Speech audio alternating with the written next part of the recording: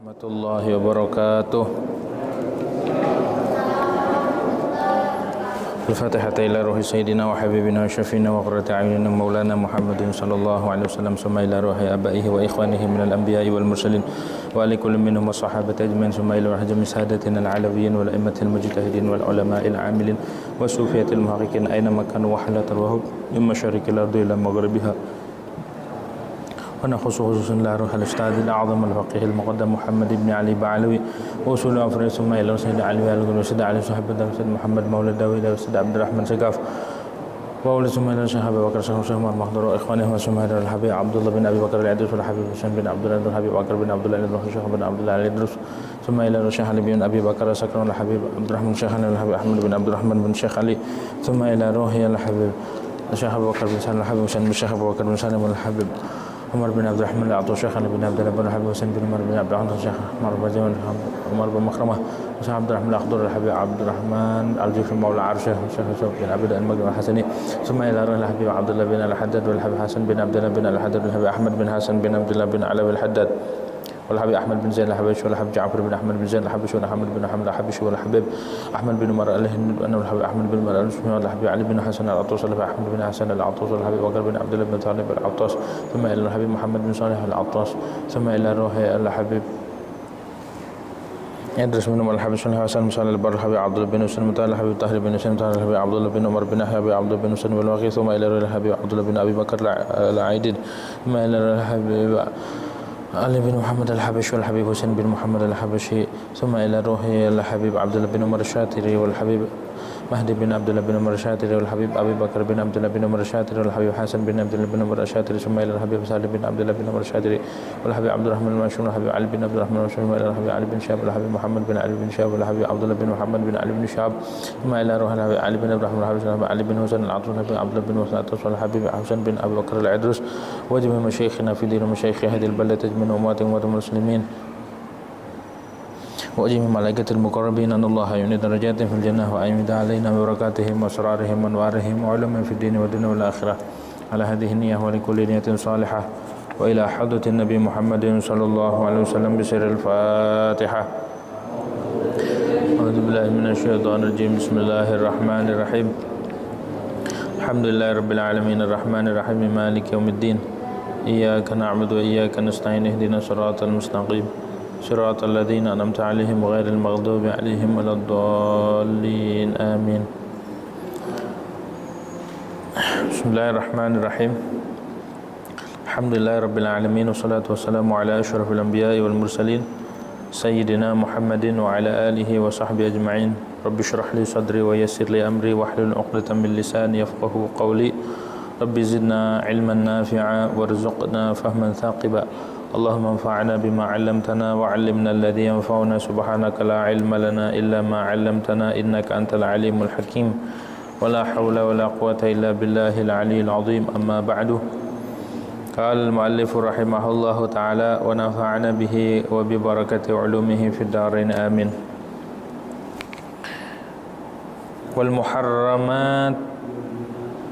والمحرمات بالحدث الأصغر, dan haram dengan sebab junub apa-apa yang diharamkan dengan sebab hadas kecil. Kemarin kita sudah bahas ada 3: salat dan seumpama salat seperti sujud tilawah, sujud syukur, tawaf, memegang Al-Quran dan membawa Al-Quran. Itu yang disebut al-muharramat. Kemarin sudah dibahas panjang lebar masalah tentang hal-hal yang terkait dengan Al-Quran, yang tidak boleh dibawa, yang tidak boleh disentuh. Nah, ada beberapa yang belum disebutkan. Haram pula kita menyentuh atau memegang ilaq. Ilaq itu tanda. Al-Quran kan ada tandanya tuh, yang nempel tuh. Ya. Nah, itu kalau kita nggak punya wudu atau punya hadas besar, junub, itu tidak boleh. Walaupun cuma seutas tali, ketika masih nempel di Al-Quran itu tidak boleh. Namanya ilaqah. Juga kharitah. Kharitah itu tas yang ada kancingnya. Kalau orang dulu kain dijahit buat wadah Al-Quran ataupun kitab. itu kharitah. Itu juga sama. Ya, kain ada kancingnya, ada talinya itu panjang. Nah, ada Qur'annya di dalam. Walaupun yang kita pegang itu talinya, enggak punya wudu kita atau kita junub, itu haram hukumnya. Ya, hukumnya haram. Terus ada masalah lagi. Bagaimana hukumnya fa'lu bil Qur'an? Tahu fa'lu enggak? Akhdhul fa'l minal Qur'an, kayak orang buka Qur'an. Ya, istikharah katanya, istikharah pakai Quran, buka ayat yang mana, lempengan mana, itu namanya fa'al. Itu hukumnya gimana? Wa amma akhdhul fa'li minal Quran fajazama Ibnul Arabi wa Turtushi wal Qarafi al-Malikiyun bitahrimi. Haram hukumnya menjadikan Al-Quran sebagai fa'al. Fa'al itu kalau kita mah buat wangsit, buat ini untung-untungan nih buat istikharah, lihat huruf yang keluar gitu tuh, itu namanya fa'al. Kan ada tuh bagian ulama, coba buka Al-Quran, ngacak bukanya di random, buka, tunjuk pertama kali dibaca, coba baca ayatnya. Nah itu namanya fa'al, tak boleh begitu tuh kata Imam Ibnul Arabi, Imam Turtushi dan Imam Qarafi. Tapi menurut Imam Ibnu Battah boleh, nggak apa-apa. Ada khilaf berarti. Tapi menurut mazhab Syafi'i makruh. Jadi ada 3 qaul. Menurut mazhab Maliki seperti Imam Ibnul Arabi, Turtusi, Imam Qarafi haram. Menurut Ibnu Battah boleh. Menurut mazhab kita Imam Syafi'i boleh, tapi makruh. Gitu ya. Tuh kata Imam Ad-Damiri. Terus bagaimana hukum menyentuh jimat? Kan ada orang tuh bikin wafat pakai ayat Al-Quran. Bagaimana itu? Itu bukan buat belajar. Bolehkah kita menyentuh kalau nggak punya wudu atau punya junub? Kalau itu boleh. Bi khilafi ma kutiba lid dirasah katamaim. Apa yang ditulis di jimat, misalkan orang sakit kepala tulisin ayat Al-Quran. Seperti ada hiriznya, ada tuh sahabat Nabi Abi Dujanah, Nabi yang bikin, Sayyidina Ali yang nulis. Jadi Abi Dujanah sering ngadu, di rumahnya banyak yang gangguin jin, lagi tidur digangguin, mau tidur tiba-tiba ada makhluk aneh nyemburin api, ngadu ke Rasulullah Sallallahu Alaihi Wasallam. Pas ngadu sama Rasulullah dibikinin, Sayyidina Ali suruh nulis, disuruh tulis, diimla, didikte sama Nabi, ditulis, khiriz namanya, bahasa kita jimat, ditulis. Nih Abi Dujanah hendak tidur, nih taruh di bawah bantal. Kalau dia macam-macam dia akan hancur. Malam itu juga ganggu lagi, pas mengganggu karena di situ ada khiriz dari Nabi Muhammad SAW, itu hancur tuh jinnya, kebakar. Begitu tuh. Nah, bagaimana ayat Al-Quran yang ditulis di jimat tuh? Itu kan bukan buat belajar. Kalau kita nggak punya wudu, kita pegang, kita bawa, boleh nggak?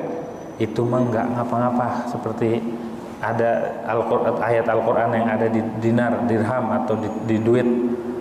Ya, ada tulisan misalnya qul huwahad atau la tudrikul absar atau tulisan lain. Bagaimana itu? Kalau yang ada tulisan di dinar atau dirham ataupun di jimat, itu nggak ngapa-ngapa walaupun tidak punya wudu, artinya nggak harus berwudu. Wah, gitu ya. Tapi kalau jimatnya Al-Quran semua, kan Al-Quran berapa juz? 30 juz ditulis. Kata Imam Ali Shibramalisi, wa yu'khadhu minhu annahu law ju'ila al-mushaf kulluhu aw qariban minal qul tamimatan haruma. Tapi kalau jimatnya kebanyakan Al-Quran, jimat segini, ataupun jimatnya Al-Quran yang kecil itu, maka itu kalau nggak punya wudu haram. Itu tulis Al-Quran kebanyakan atau ngedeketin, mau semua atau nyaris semuanya ditulis, maka itu mah haram karena hukumnya mushaf. Li'annahu la yuqalu hina idin tamimatan. Karena secara uruf, secara adat ini bukan jimat, ini mah Quran. Masa jimat begini gede gitu tuh. Gitu. Bagaimana hukum nulisnya itu? Qala Ibnu Salah fi fatwa min kitabi. Dalam kitab fatwanya Ibnu Salah, nulis jimatnya hukumnya apa? kitabatul huruz makruhatun. Nulis hiriz itu hukumnya makruh saja, nggak haram. Nulis jimat nggak haram karena ada di zaman nabinya. Gitu. Wal mukhtar tarku ta'liqiha, tapi kalau mukhtar tarku ta'liqiha, meninggalkan ngalungin jimat begitu tuh. Takut nyepelein ayat Al-Qur'an, bukan masalah haram dan tidaknya. Takut nyepelein ayat Al-Qur'an. Faqala fi ukhra, tapi beliau Ibnu Salah berkata di dalam kitab yang lain, al-mukhtar annahu la yukrahu ta'liquha idza ju'ila 'alaiha nahu syamin aw nahu. Qaul mukhtar dalam mazhab bahwa tidak makruh menggantungkan jimat asalkan jimatnya dibungkus, ditutup pakai kain atau pakai plastik dibungkus, maka itu tidak makruh digantungkan. Gitu. Tuh hukumnya tuh ya. Sekarang masalah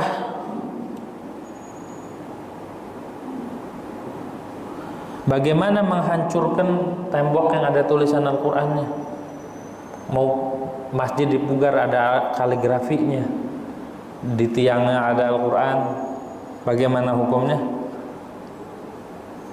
Walidzalika halla aqlu ta'amin wa hadmi jidarin nuqisha 'alaihim Al-Qur'an. Boleh makan makanan atau merumbuhkan tembok yang diukir atas dua ini Al-Qur'an. Ada orang kue ulang tahunnya diukir tulisan Al-Qur'an. Bagaimana makannya? Boleh nggak? Boleh. Atau tembok masjid atau tembok rumah ada kaligrafinya dihancurin, boleh nggak? Boleh. Gitu ya. Gitu, boleh. Tapi dengan catatan tidak merusak kehormatan Al-Qur'an tersebut. Kalau masih bisa dipelihara, pelihara. Gitu tuh. Bagaimana hukumnya kita bikin kaligrafi tapi bukan tulisan? Cuma kertas digunting-gunting tuh, dibikin huruf. Ya, ada kan? Digunting, dibikin huruf Al-Qur'an. Itu ketika nyentuhnya apakah boleh apa enggak? Boleh kalau itu ya, karena itu bukan Al-Qur'an gitu. Yang enggak boleh itu tulisan. Sini disebutin. Walais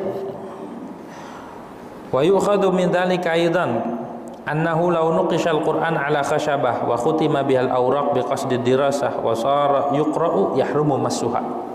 Difahami pula, andai kata Al-Qur'an diukir di kayu, wa khutima bihal awraq, dan dicap biha dengan itu khashabah al-awraqu oleh kertas biqasdi dirasah. Kalau sekarang apa itu yang buat stempel tuh ya, diukir tadi tempelin di kertas, kan itu bukan nulis, cuma dicap doang. Nah ketika ditaruh di kertas, dia khutima bihil awraq, kemudian kita sentuh, itu haram juga karena hukumnya karena bisa dibaca itu.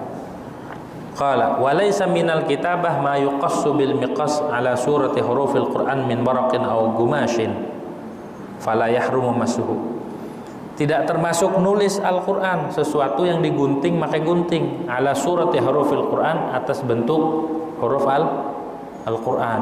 Kita gunting nih kertas ya, digunting biar berbentuk kaligrafi Qur'an. Kita sentuh kan berbentuk huruf tuh kertasnya. Ataupun gumas tuh kain bahan kayak gitu tuh, digunting-gunting biar berbentuk Al-Qur'an. Bagaimana itu hukumnya? Itu mah tidak haram menyentuhnya. Kenapa? Karena bukan tulisan. Bagaimana kalau sinar laser tulisannya Al-Qur'an, kita tembakin di kain atau di tembok? Ada kan begitu, ada nggak? Ada kan? Kalau sekarang apa itu? Proyektor ya. Proyektor bertuliskan Al-Qur'an. Itu tulisan bukan? Tulisan bukan? Hah? Tulisan itu yang pakai tangan, itu namanya kitabah. Kalau itu adalah pantulan cahaya saja. Bagaimana itu hukumnya? Sama seperti yang kita bahas kemarin, masalah yang ada di HP. Ya, ketika muncul tulisan Al-Qur'an, boleh nggak kita sentuh itu ketika nggak punya wudu? Belum ada aja. Ulama tawakuf. Ada yang bilang haram, ada yang bilang enggak, itu bukan tulisan, bukan Quran, bukan mushaf itu. Mushaf itu kayak gini yang bisa dikebet gitu. Itu mushaf namanya. Nah kalau yang di HP bisa dikebet nggak? Kalau dikebet HP-nya jatuh, begitu kan? Cuma digeser-geser doang, disentuh. Tapi ulama yang ikhtiyat ada juga, itu Al-Quran. Ikhtiyat ketika muncul tulisan itu kalau Al-Quran berarti apa yang ada di HP ini nggak boleh diapa-apain. Kalau nggak punya wudu nggak boleh pegang HP. Sedangkan itu ketika dimatiin nggak ada. Kalau ini mau ditutup mau dibuka mushaf tetap. Makanya ulama masih tawakuf apakah ini dihukumkan seperti mushaf hingga nggak boleh sentuh kalau nggak punya wudu atau bukan gitu. Tuh hukum lagi. Terus masalah gimana kalau kita nyentuh Quran pakai ludah? Ada nggak orang-orang tua dulu nih balik Quran pakai ludah? Hah? Ngeludahin begini, tempel pakai ludah. Bagaimana hukumnya itu? Ada hukumnya di sini. Hah? Boleh enggak di sini? Kata Imam Qalyubi, boleh kita menghapus Al-Quran pakai ludah. Hah? Kata Imam Qalyubi, wa fi Qalyubi yajuzu ma la yush'iru bil ihanati kal busaqi 'ala al-lawhi li mahwihi li annahu i'anatun. Kata Imam Qalyubi, boleh melakukan sesuatu yang tidak menunjukkan itu menghinakan. Seperti apa? Kal busaq ngapus pakai ludah, bukan diludahin, pakai ludah dihapus tulisan. Orang dulu kan nulisnya di papan, nggak ada buku zaman dulu ya, kekurangan, serba susah fasilitas, nggak kayak sekarang semuanya serba ada. Tulis ngajinya itu pakai papan, ditulis habis itu dihapus pakai. Kata Imam Qalyubi boleh, ya juz, karena itu membantu.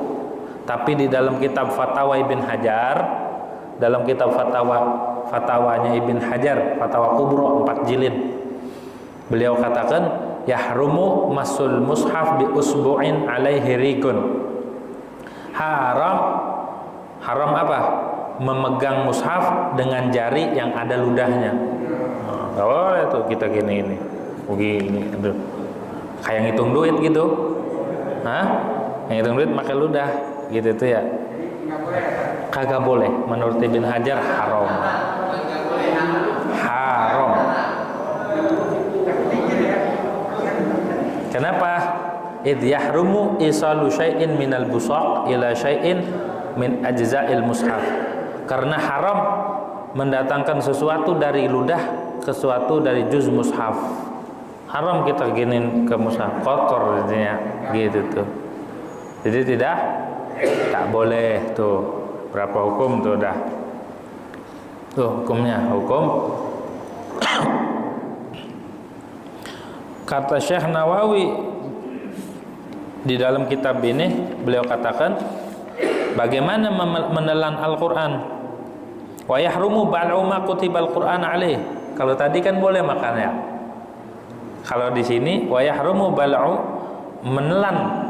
Kalau makan dikunyah, hilang tulisannya. Kalau menelan, misalkan ada kertas tulisan Al-Quran ditelan, kagak dikunyah, kagak hancur tulisannya, maka haram. Karena apa? Karena dia menempelkan Quran dengan najis. Karena yang ada di perut kita itu najis ya, yang ada di lambung kita itu najis. Gak boleh kita menyentuhkan tulisan Al-Quran dengan yang najis. Bi khilafi aqlih, berbeda ketika dimakan. Kalau dimakan karena sudah berubah bentuknya, qabla mulaqatihi lil ma'iddah, sebelum nyampe ke perut. Wala tadurru mulaqatuhu liriq. Ini sama kayak Imam Qalyubi. Ndak mudarat menyentuhnya Al-Quran bagi riq. Kata Imam Qalyubi mah ketika Al-Quran masih di mulut, kata Syekh Nawawi ngikut Imam Qalyubi, ketika Al-Quran itu masih di mulut nggak apa-apa katanya. La tadurru mulaqatuhu lirik. Kenapa? Li'annahu madama bima'dinihi ghairi mustaqil. Selagi ludah itu masih di mulut, itu nggak kotor katanya, nggak menjijikan kata Syekh Nawawi. Kalau ludahnya udah diambil, dijilatin, dipeperin ke orang, itu menjorok ya, udah kotor. Wa min thamma, kata Syekh Nawawi, wa min thamma, karena ludah itu selagi masih di mulut itu tidak dianggap kotor, tidak menjijikan, jaza massuhu minal halilah, boleh menghisap ludah dari istri. Ludahnya dikenyot, ludahnya istri, tapi dari mulutnya, bukan. Begitu tuh.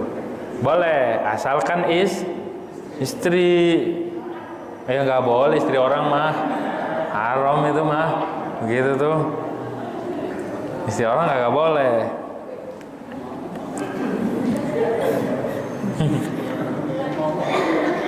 Bisa didemo sama suaminya nanti. Bisa dibacok sama suaminya nanti. Gitu tuh ya, kagak boleh.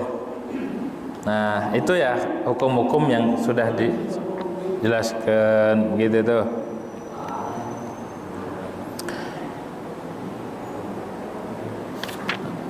Nah, sekarang keutamaan faedah entar dulu. Kalau ada anak kecil megang Quran, dilarang kagak? Enggak boleh dilarang. Wala yumna'us sabiyyu, tidak boleh dilarang anak kecil ya. La yumna'us sabiyyu al-mumayyiz, tapi syaratnya bocah kecil yang udah tamyiz, sudah idab. Udah tamyiz itu udah bisa makan sendiri, udah bisa cebok sendiri, udah bisa minum sendiri. Itu namanya bocah yang udah idep. Enggak tergantung umur, kadang umur setahun udah idep, kadang umur 2 tahun, kadang sampai tua kagak idep-idep. Udah tua kagak idep gitu tuh, makanya pengen disuapin mulu gitu tuh. Habis buang air kagak cebok. Nah ini udah tua kagak idep. Begitu tuh. Kalau ada anak kecil jangan dilarang. Aila yajibu 'alal wali man'uhu min dzalik. Ada anak kecil kagak wudu bawa Al-Qur'an, jangan dilarang. Bal yustahabbu kama fil mughni. Tapi sunnah aja, di kitab Mughni sunnah. Gitu tuh ya. Jangan dilarang bocah kecil bawa Al-Qur'an walaupun junub. Lah emang ada anak kecil junub? Hah? Katanya di sini surahnya kama afta bihin Nawawi, walaupun bocah kecilnya junub. Wadzalika bi an aulaja hasyafatahu fi farjin au ulija fi. Surahnya adalah bocah kecil yang junub. Bocah kecil masa junub bagaimana, kan belum keluar. Nah, surahnya itu bocah kecil aulaja memasukkan hasyafahnya pada farji. Misalkan masih kecil dikawinin, ataupun orang dulu kan masih kecil-kecil dikawinin, benar nggak? Atau anak kecil masukkan kemaluannya ke farji, itu dikatakan junub. Kan junub, megang Quran, gak apa-apa gitu tuh. Ini hukum ya, ini hukum begitu tuh. Tapi ada khilaf. Menurut Imam Nawawi enggak apa-apa walaupun bocah kecil itu junub megang-megang Al-Qur'an. Karena susah. Anak kecil kalau disuruh wudu berat, masyaqqah. Anak kecil ntar mau ngaji wudu lagi. Akhirnya enggak ngaji-ngaji, kagak bisa baca Quran akhirnya. Udah anak kecil pegang, udah sono ngaji tong gitu ya, ngaji gitu. Kalau ghair mumayyiz, bocah masih bayi, maka itu mah haram. Masih bayi dipegangin Al-Quran, ntar dirobek-robek, itu atau orang gila kasih Quran, kagak boleh. Ini males banget ya, saya males dibaca Quran, kasih orang gila, ditampol sama orang gila. Gitu tuh. Orang gila nggak boleh kasih, takutnya dirobek. Gitu tuh, takutnya dirobek.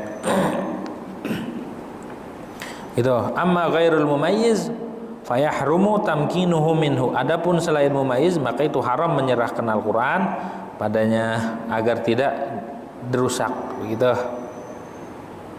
Tapi di dalam kitab Hasyah Qurdi qala Ali Shibra Malisi yukhadhu minal illah annahu law kana ma'hu man yamna'u min itakahi lam yahrum.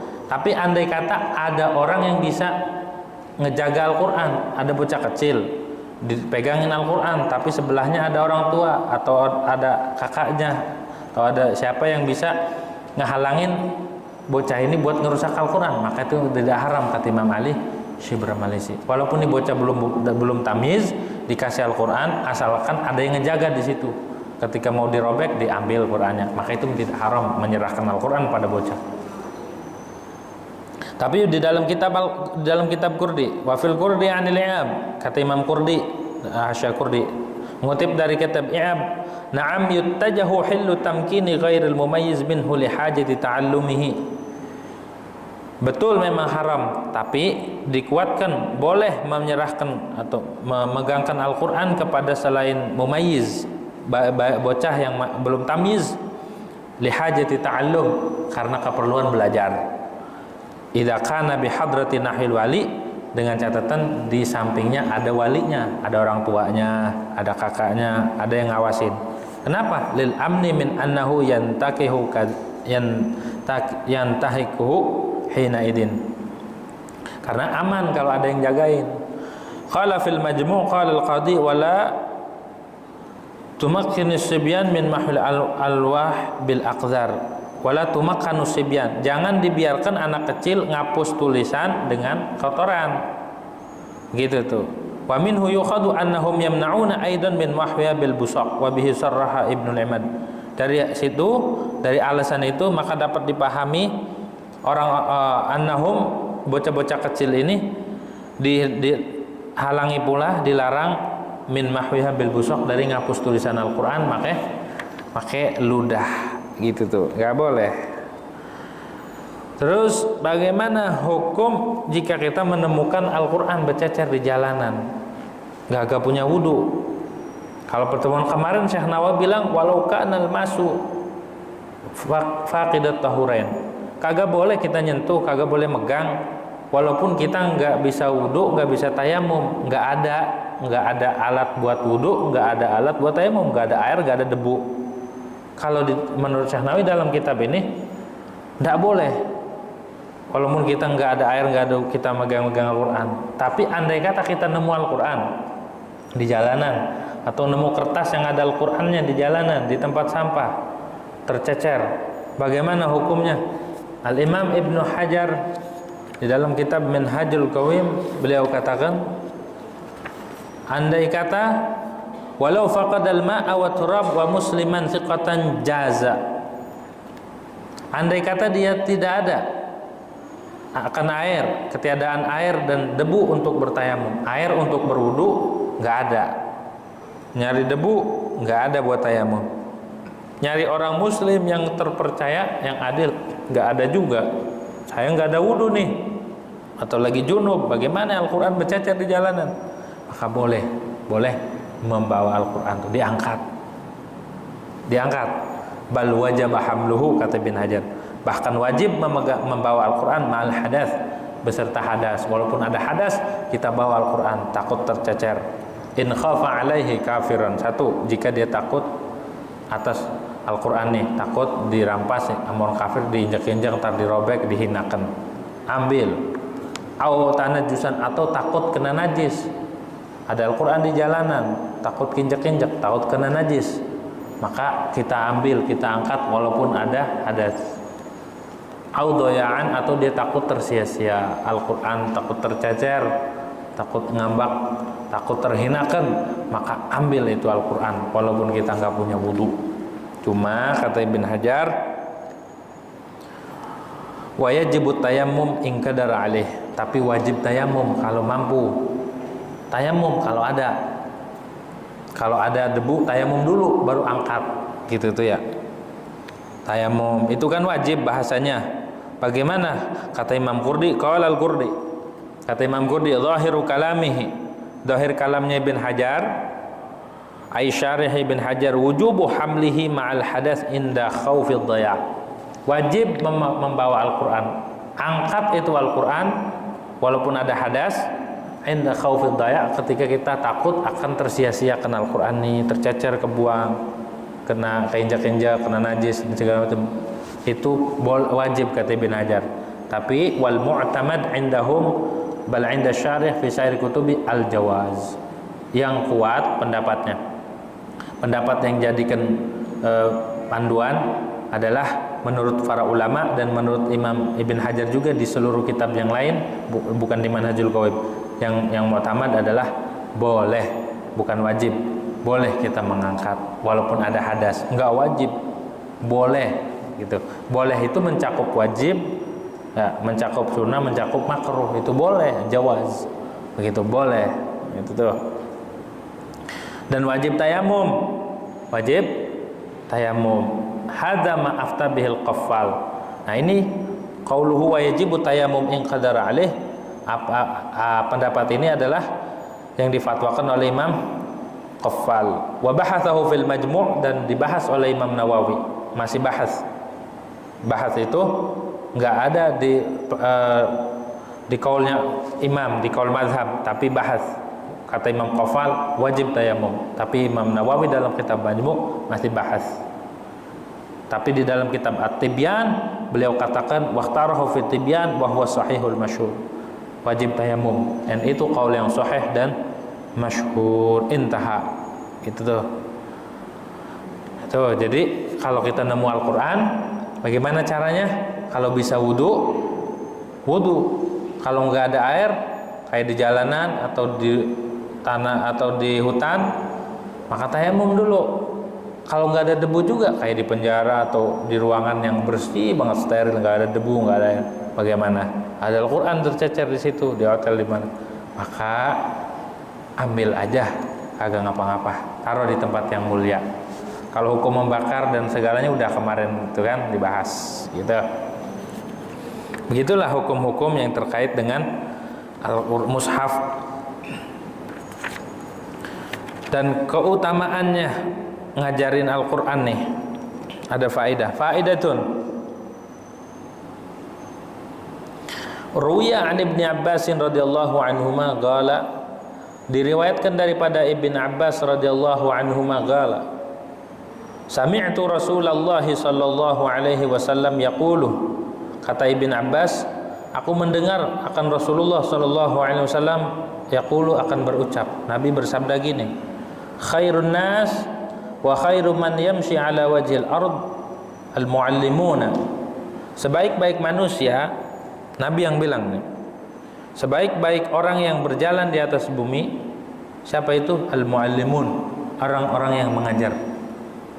Fa innahum kullama khalaqad din jaddaduhu. Kenapa mereka dikatakan khairun nas? Kenapa dikatakan khairu may yamshi ala wajhil ard? Karena ketika agama ini udah mengalami kemunduran, mereka memperbarui lagi. Begitu tuh. Tuh faedahnya para guru, baik guru Al-Qur'an, guru-guru alif abatasa tuh, guru-guru Iqra tuh. Begitu tuh, al-muallimun. Coba kalau nggak ada guru-guru kampung, nggak ada orang ngajarin Quran, buta huruf semua kita, kagak bisa Al-Qur'an. Gitu tuh. U'tuhum wa la tastajiruhum. Kasih mereka. Suruh sama Ibn Abbas, u'tuhum wa la tastajiruhum, jangan dipekerjakan. Kasih hadiah, tapi jangan dipekerjakan. Begitu tuh.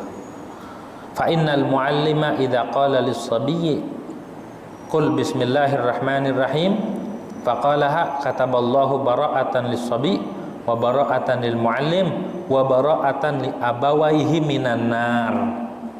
Karena seseorang guru itu ketika mengucapkan kepada anak kecil, ngajarin maksudnya, qul bismillah, bilang bismillahirrahmanirrahim, ngajarin bismillah doang nih, belum Fatihah, belum Al-Baqarah, belum Al-Maidah, An-Nisa dan terus sampai An-Nas, baru bismillah doang, bismillahirrahmanirrahim. Bocahnya ngucapin bismillahirrahmanirrahim, itu pahalanya, keutamaannya adalah kataballahu bara'atan lis-sabi wa bara'atan lil muallim wa bara'atan li abaihi minan nar. Maka Allah catat nih bocah bebas dari api neraka gara-gara ngucapin bismillah doang. Terus gurunya juga yang ngajarin bara'ah minan nar. Pahalanya tuh keutamaan. Dan dua orang tuanya juga dapat keutamaan, dapat pahala bara'atun minan nar, terbebas dari api neraka. Tuh keutamaannya ngajarin bocah, apalagi kalau yang ngajarin orang tuanya, ngajarin Al-Quran, gitu tuh, ajarin walaupun Iqra, ajarin, jangan didiemin. Dosa kita ngebiarin anak nggak bisa baca Quran, apalagi Fatihah, fardu ain, gitu, dosa. Begitu tuh. Kalau nggak mampu, serahin sama guru-guru, sama guru ngaji, serahin, saya serahkan nih anak saya, ajarkan, gitu tuh. Saya titipkan anak saya, pondokin ataupun titipkan di TPA atau di guru-guru setempat. biar bisa baca. Jangan didiemin aja, orang tuanya diem, ibunya diem, babanya diem, bocahnya diem, main HP semua, main game rame-rame sekeluarga gitu tuh. Al-Quran orang bisa ya, Al-Quran kagak bisa, itu dosa hukumnya begitu tuh. Jangan sampai anak kita tersia-siakan urusan agamanya gitu tuh. Andai kata nih Bu, Pak, anak kita sukses urusan dunia, girang kagak? Girang nggak? Girang, anaknya sarjana, sukses dah, semuanya tercapai cita-cita, girang nggak? Girang kan? Anda kata anaknya nggak berhasil urusan dunia, apa yang kita rasa? Misalkan sekolah ya 10 tahun nggak lulus kelas 1 aja, 10 tahun 12 tahun dia masih di kelas 1 SD aja ya, sampai kumisan dia kelas 1 ya. Bagaimana perasaan kita? Hah? Sampai anak kumisan masih kelas 1 SD, bagaimana perasaannya? Sedih kan? Sedih nggak? Sedih. Urusan dunia aja kalau gagal kita sedihnya luar. Bagaimana urusan akhirat yang sampai sono nanti di akhirat kita tanggung jawabnya? Kita diam-diam aja, kita senang-senang aja. Anak kagak bisa baca Quran, biasa aja. Anak kagak tahu tentang syarat dan rukun wudu, syarat dan rukun sholat, biasa aja. Ya, anak tersia-sia urusan agama, kayaknya biasa aja. Begitu tuh. Urusan dunia kalau seandainya kelewatan atau enggak ada sesuatu yang menimpa urusan dunia, kayaknya nyeselnya luar biasa. Ya, kayaknya nangis, keluar air mata, guling-guling koprol. Kayaknya itu urusan gagal aja, urusan dunia guling-guling kayak koprol. Orang main koprol guling-guling. Wah, kenapa ini? Gagal. Ya. Urusan akhirat menyantai-nyantai aja, nggak tahu juga biasa aja, nggak ada upaya. Anaknya nggak diajarkan Al-Quran, nggak diajarkan agama, biasa aja. Kelak nanti nggak usah di akhirat, di masa tuanya tanggung jawab ntar bagaimana gitu tuh. Nah, apalagi di akhirat lebih berat lagi, anak kagak diajarkan. Tuh keutamaan mengajarkan atau menaruh anak itu di pendidikan agama gitu, biar bisa Al-Quran, apalagi akhlaknya tuh ya, dididik akhlaknya, ilmunya, dan segala macam zahir batinnya dididik. Tuh keutamaan mendidik anak-anak. Waruya anhu aidan, dan diriwayatkan daripada Ibnu Abbas, anna ta'limas sigar yudfi'u ghadabal jabbar. Kata Ibnu Abbas, riwayat Ibnu Abbas, mengajarkan anak-anak kecil, ngajarin Al-Quran, ngajarin perukunan, rukun dan syarat, ngajarin kewajiban-kewajiban pada anak kecil, itu yudfi'u ghadabal jabbar, bisa memadamkan murkanya Allah Subhanahu wa taala. Kalau nggak ada yang ngaji, nggak ada yang ngajarin, nggak ada yang hidup, nggak ada yang peduli, udah alamat sudah. Gitu. Qala Syanwani, kata Imam Syanwani, wa ma'nal hadis, dan makna hadis ini, anna ta'allum as-sibyan lil Qur'an yaruddul azab al-waqi' bi iradatillahi ta'ala abaihim. Ngajarin bocah, ngajarin anak-anak kecil, ngajarin Al-Qur'an, abatasa atau ngajarin Iqra, itu bisa menghalau seksa yang terjadi dengan iradah Allah Subhanahu wa taala abaihim. Abahnya diseksa di kuburan. Misalkan nih bocah yatim. Ini bocah orang tuanya meninggal, ibunya atau abahnya atau dua-duanya meninggal. Ini bocah diajarin sama gurunya Al-Quran, Bismillahirrahmanirrahim. Itu orang tua yang lagi diseksa di kubur diampuni dosanya, gara-gara bocah kecil belajar Bismillah doang. Apalagi sampai hafal Al-Quran, apalagi sampai bocah ini rajin ngajinya, rajin sholatnya, dan tahu tentang agama. Itu orang tua udah senang, udah tidurnya merem dah pasti. Gitu tuh. Hah? Pasti tidurnya merem dah, pules. Begitu tuh. Alhamdulillah, tanggung jawab saya di akhirat udah agak berkurang. Tinggal tanggung jawab anak terhadap diri saya. Anak sudah berhasil, anak sudah bisa baca Al-Quran, udah khatam Al-Quran. Jangan sampai anak agak seumur hidup sampai umur 40 ditanya anaknya udah khatam berapa kali, kagak pernah. Jangan sampai. Ya. Waalaikumsalam warahmatullahi wabarakatuh. Kita di masjid maupun di rumah banyak menemukan Al-Quran yang beberapa juznya hilang, apa jelek, apa sobek gitu. Iya. Terus apa yang kita lakukan? Merawat ini maksudnya Al-Quran yang sobek. Iya, yang sudah rusak itu apa harus kita lakukan? Dirawat. Iya, dirawat apa dibakar apa diapa? Pasti. Kemarin kan dibahas tuh hukum membakar Al-Quran gimana. Kalau untuk menjaga kagak ngapa-ngapa, cuma makruh saja. Atau kita serahkan kepada ya pabrik Al-Quran, ya kan, buat didaur ulang. Kertasnya bisa didaur ulang nggak kertas Al-Quran? Tapi kalau kita takut tersia-sia, dipakai kagak, jusnya hilang, maka kita kayak kemarin itu di cara ngejaganya, boleh dibakar, terus abunya itu disimpan dirapiin, bungkus biar jangan terinjak-injak gitu tuh ya. Andai kata udah rusak, udah usang, udah mana gitu. Yang kedua, ada nggak doa tertentu spesial untuk tetap ingat hafalan Qurannya? Oh, itu riwayatnya Sayyidina Ali dan satu dari Sayyidina Utsman, itu sholat sunnah hifdzul Quran 4 rakaat. Ya, 4 rakaat, bacanya rakaat pertama surah Yasin. Rakaat kedua surah Ad-Dukhan, terus surah Sajadah, sama terakhir surat Waqiah. 4 surat. 4, boleh 4, boleh 2. Kalau sholat malam itu 2-2. Sholatul lail masna-masna kata Nabi. Sholat malam itu 2-2. Boleh 4 sekaligus. Ntar ada doanya tuh. Sudah riwayat dari Sayyidina Ali. Sayyidina Ali ngadu ke Rasulullah, ini hafalan agak-agak lupa gitu. Minta amalan, dikasih amalannya itu. Sholat li hifdzil Quran, biar cepet. Bukan Quran doang, semua ilmu. Ngaji biar cepet. Nih ya, ngaji lupa. Ngaji pas turun tangga udah lupa lagi. Ya, ngaji udah nyampe rumah lupa. Nah, biar nggak lupa-lupa gimana?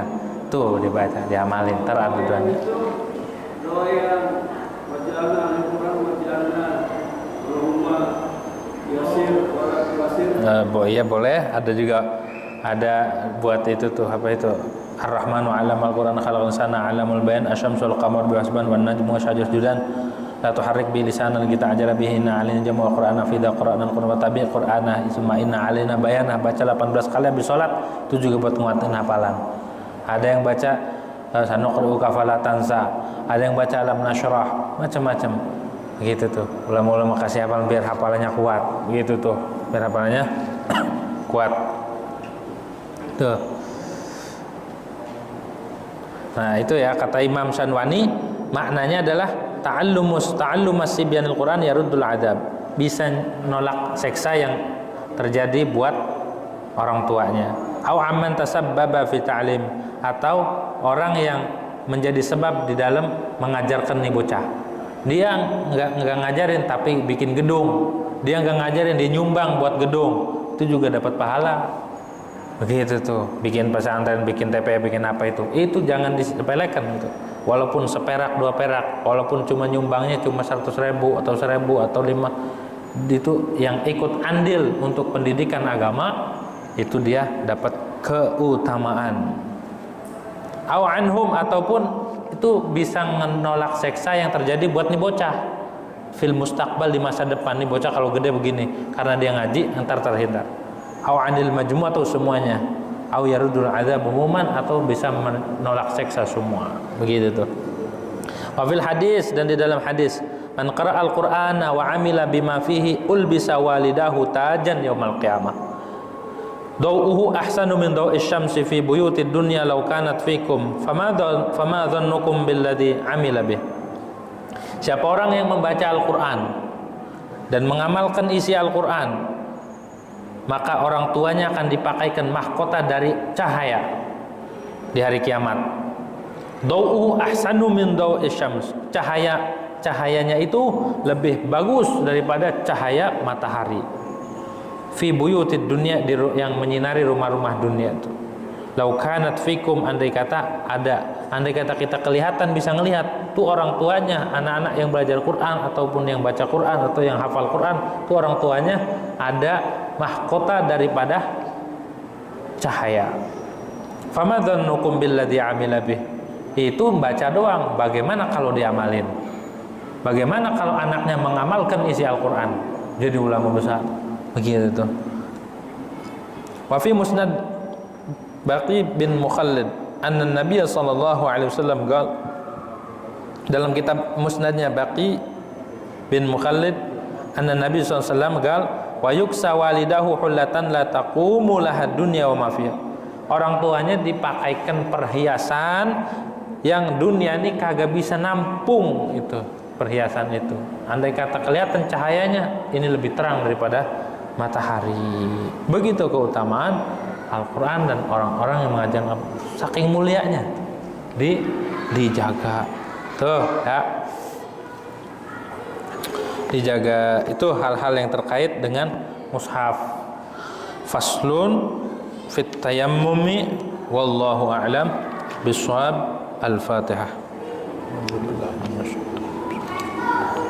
Alhamdulillah rabbil alamin arrahmanir rahim maliki yaumiddin. Iyyaka na'budu wa iyyaka nasta'in ihdinas siratal mustaqim siratal ladzina an'amta 'alaihim ghairil maghdubi 'alaihim waladdallin. Amin. Bismillahirrahmanirrahim. Alhamdulillahirabbil alamin hamdan yuafi ni'amahu wa yukafi mazidah. Ya rabbana lakal hamdu kama yanbaghi li jalali wajhikal karim wa 'azimi sultanik. Allahumma shalli ala sayidina Muhammad wa ala ali sayidina Muhammad. Allahumma aqsim lana min khasyatik ma tahulu bihi bainana wa baina ma'asatik wa min ta'atika ma tuballighuna bihi jannatak wa min al-yaqini ma tuhawwinu bihi 'alaina masa'ibad dunya wa mat'ina Allahumma bi asma'ina wa absarina wa quwwatina abadan ma ahyaytana waj'alul waritha minna waj'al sa'rana 'ala man zalamana wansurna 'ala man 'adana wa la taj'al musibatana fi dinina wa la taj'alid dunya akbar hammina wa la mablagha ilmina wa la ghayata raghbatina wa la tusallit 'alaina bidunubina man la yakhafuka wa la yarhamuna. Allahumma inna nas'aluka mujibati rahmatik wa 'azaima maghfiratik wa salamata min kulli ithmin wal ghanimata min kulli birrin wal fawza bil jannah wan najata minan nar. Rabbana la tada' lana dhanban illa ghafarta wa la hamman illa farajta wa la karban illa nafasta wa la 'adwan illa ahlakta wa la habiban illa hafidta wa la ghaiban illa radadta wa la maridan illa syafaita wa la hajatan min hawaijid dunya wal akhirah ya lak ridha wa lana fiha salah illa qadaitaha wa razaqtaha wa yasarta alaina ya arhamar rahimin ya arhamar rahimin. Wa sallallahu ala sayidina Muhammadin wa ala alihi wasallam. Alhamdulillahi rabbil alamin. Demikian, kurang lebihnya mohon maaf. Hadanallahu wa iyyakum. Assalamualaikum warahmatullahi wabarakatuh.